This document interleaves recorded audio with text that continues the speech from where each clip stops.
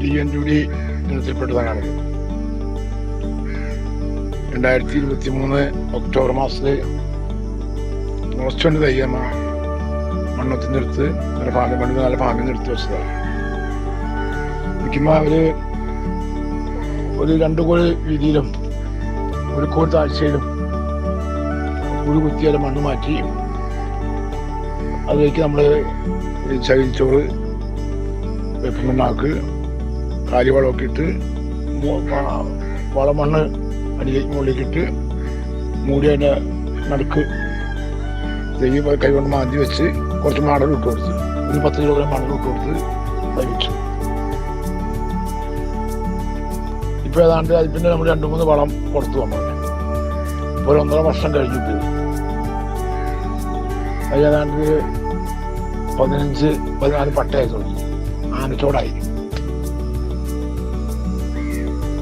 ഇപ്പം വളം കൊടുത്തേ മൂടാൻ ഇപ്പം ഈ DNUD അടുത്ത പ്രത്യേകത ഉള്ളത് മധുരം കൂടുതലായിരിക്കും, ചെല്ലിശല്യം കൂടുതലായിരിക്കും.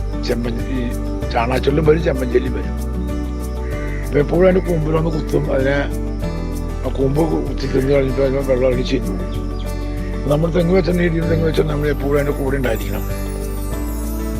ശ്രദ്ധിച്ച് വളരെ എല്ലാ മാസവും നമ്മൾ വൃത്തിയാക്കി അതിൻ്റെ കവിളുകളിൽ മരുന്ന് ഒഴിക്കുന്നുണ്ട്. അല്പം കീടനാശിനിയൊക്കെ ഒഴിക്കുന്നുണ്ട്.